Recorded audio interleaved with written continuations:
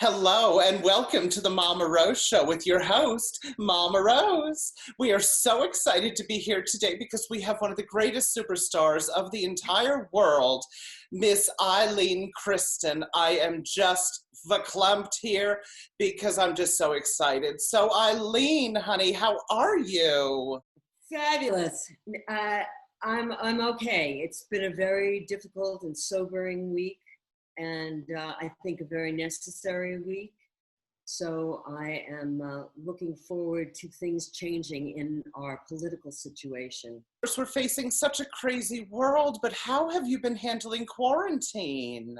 Well, learning a lot about technology and learning a lot more about my boyfriend since we've been with each other, every second since we've been quarantined. So, but that's been great, actually. It's been a very unusual time, and I will not be looking upon this as my favorite time, for sure. It's been difficult, and it's very difficult to see a city that I grew up in change so much.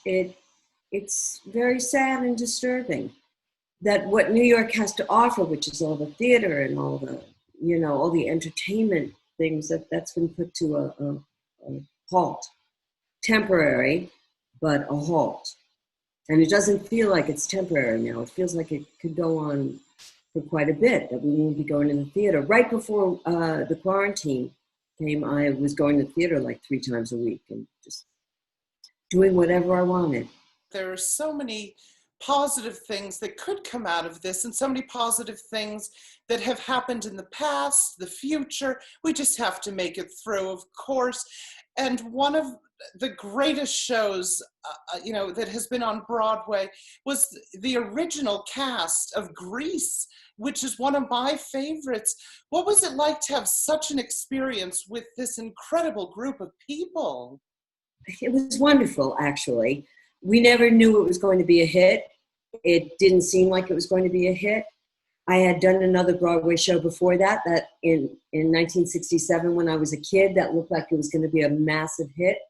So I remember my father came to see the second preview, and compared to the show Henry, Sweet Henry, that was a huge Broadway show, my father thought that Grease was, childlike and was never going to work and was not going to run longer than a couple of performances.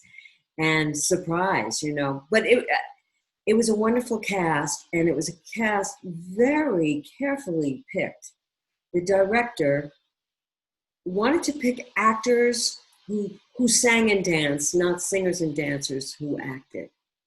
So I think that was very important, because we all considered ourselves kind of actor types who happened to be musical or could move. It wasn't essential to be a dancer for this show, and I was more of a dancer than most of the people there, because I had worked with Michael Bennett for about 4 years. So it was a glorious cast, and I think that's what sailed it over the top. I really do. And the director, Tom Moore, was exacting. We got copious notes, and for a cheerleader, he knew about timing. He was just incredibly sophisticated. For an unsophisticated play, we had very sophisticated people working, on it and in it. The thing that was difficult about it was that I was playing the villain. Patty Simcox is a villain, not so much in the movie, perhaps, but in the show.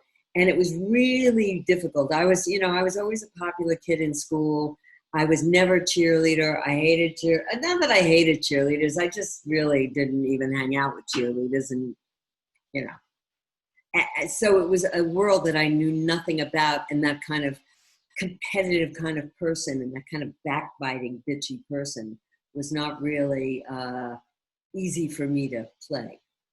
You also portrayed one of the biggest names in the world, Leona Helmsley, in the Broadway production of Mayor. What was it like to play such an iconic role for the stage? And what was it like to work with Nancy Giles? First of all, Nancy is so talented. I don't think people have even really seen how talented she is. But and we have a great vocal blend together because our voices are similar, but a little bit different. And so someday we'll have to unleash that upon the world. But so it was fantastic working with Nancy, and I consider her a very, very close friend to this day. And I see her, you know, every couple of months. She's been involved in a project that Gary is involved with, the Barrymore Theater that will be opening up in Fort Lee, New Jersey. That's a whole other story. But playing Leona Helmsley was very interesting because from her advertisements in the magazines, you saw this woman who seemed very grand and she looked like she would be speaking almost with a British accent. Well, not true.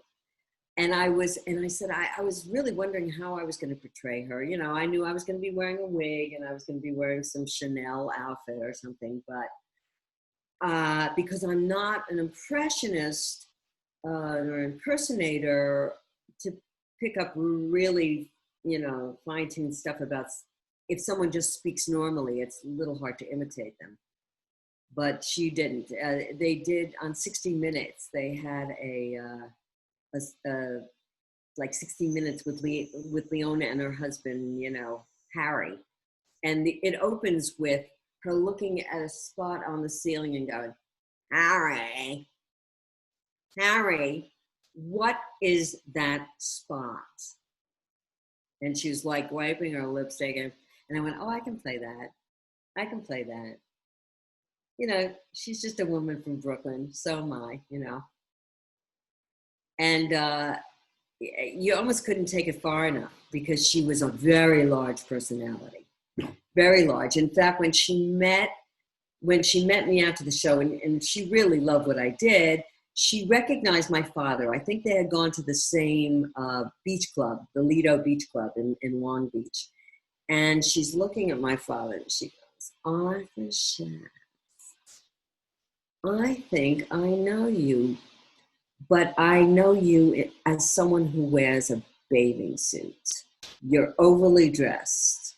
So, you know, I think there was some history there with my father and Leona, you know, that they pass each other on you know, in the cabanas somewhere. So, but it was great. It was a lot of fun doing Mayor. We all got to play so many different characters. Nancy Giles played Bess Meyerson, which was, you know, really, she got to play a white woman, which was great. We jump from one huge role to another. How did you land the iconic role of Delia on Ryanshope, and what was this experience like? But when I read the breakdown of the character of Delia, I was fascinated by it. And I felt like I was the one to play it. And I had a feeling it would be a really unusual acting experience. So I did the audition, and during the audition, my button on my shirt, first of all, I wore a white blouse, which flares in front of the camera at that time. I think you can wear white now, but it used to flare, and you never wore white, but I wore white. And so it was like flaring, and then a button popped off, and I just went right on with the scene. And Claire Labine said when she saw that, and she saw that I didn't stop the tape and that I just went on, she said, that's Delia. There were three rivals on Ryanshope, Mary, Faith, and Jill. Which of these actresses were you closest to? Nancy Addison Altman, who played Jill. We had known each other before we started working together. Her brother used to rent an apartment from my parents on West 76th Street. So I knew Nancy, and I thought Nancy was one of the most beautiful women I had ever seen. She said she thought that way about me, but I don't know. I don't know about that, but she was magnificent. And she kind of had that mid-Atlantic accent. And she was from New Jersey, but she was really elegant and a really lovely, lovely person. And in the last 3 years of her life, we spent so much time together. It was hard playing the villain in that piece as well, because people don't know you well enough to know what a good camper you are and what a trooper you are. And so, you know, you're acting this role and you don't want people to think it's you, but you get over that. You know, you have to get over that. That's why when I was doing Grease and the director said, Eileen, what's the problem with you and Patty? And I go, well, I don't like her. He goes, well, you gotta like her. And I go, well, I didn't grow up liking people like her. And he goes, oh no, you've gotta like her. And it's the same thing with Delia. You know, you've gotta like that character. And in 2001, you created what I consider to be the most fabulous character ever in soap opera history, Van Balsam, on One Life to Live. What was it like to bring this wild and fabulous character to life? Let's just say it was 10 years of sheer joy. I got the part the day before 9/11. I found out I was going to be doing this character. And then we all know what happened the next day. And you really had to ponder what the role of an actor was in a world that had just become shattered. And I didn't have to start for another 2 weeks. And in that 2 weeks, I thought, I will be doing a service. People really need to be entertained right now, and I am going to give them a show. When I read the first script, I said, oh my God. It's like this part was written for me, and in fact, it actually was, because I had worked with Lorraine Broderick, who was the head writer. I had worked with her on Another World, and I think at that time when she wasn't head writer, she said, if I ever have an opportunity to work with Ilene, I'm going to write something for her. And each day, I have to say, I never had one day where I didn't want to go to work. I had some days with Delia, because I had so much of a load, and Delia was so out of control, and I went, how am I going to pull this off? But I never really felt that way about Roxy. I felt like I was the right character for the right time, and the right character for what One Life to Live needed at that time. That was just such a brilliant and iconic role. And I'm so glad that you were the one to play it, because nobody else could play that role as spot on as you did. You have co-starred with Treat Williams' Why Would I Lie? What was this experience like? Working on Why Would I Lie was great, because Treat and I had done Grease together. And it was a really cute little scene. I don't know if you got to see it at all. It's not really, that film is not really out there, but I do have a very, very, very bad copy of it. And I had a really cute scene with him.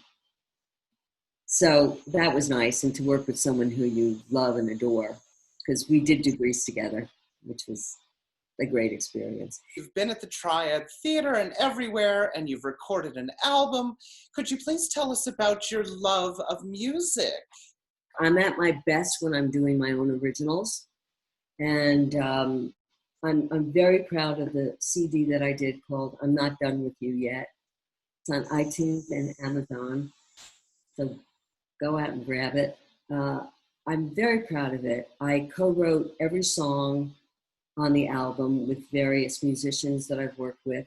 Most of the melodies are mine. You need someone to be able to really put it down for you, though. So I'm very thankful to the musicians that I wrote with. All the lyrics are mine. I was inspired. A lot of the songs really, especially the song Flesh and Blood, I wrote it for Nancy Addison. I had a feeling I would be singing it at her memorial, which is, I did. But then 9/11, before Nancy died, 9/11 happened, and I was standing in front of the fire station near my house, and so much of the song came to me. The first line, a candle burns on a city street, a flower blooms in September heat, just was there. Everybody had brought flowers, candles, and it was really about these memories of people that will always hear their voice.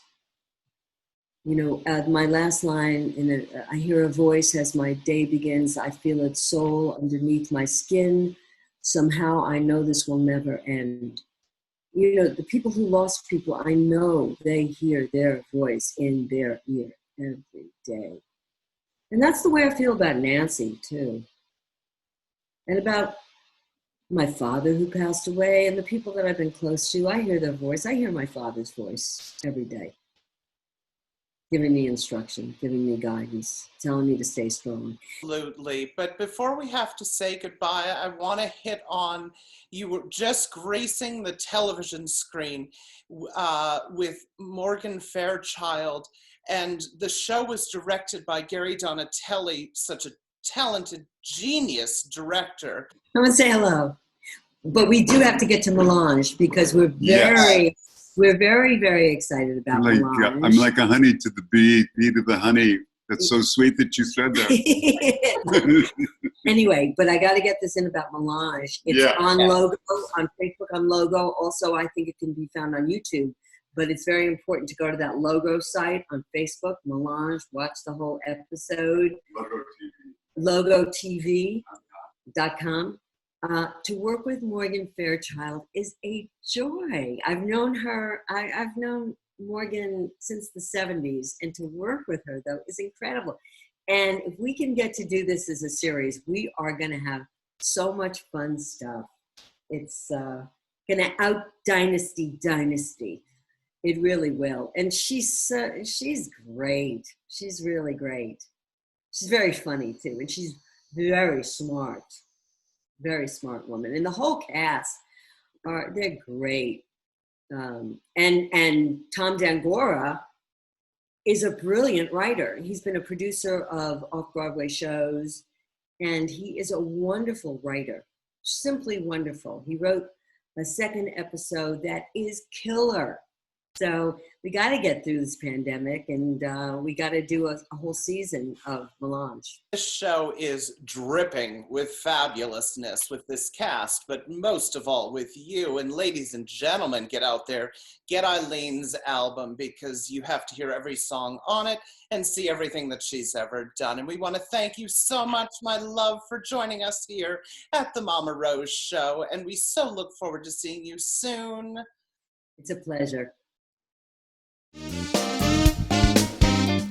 The best laid plans have just been laid to rest.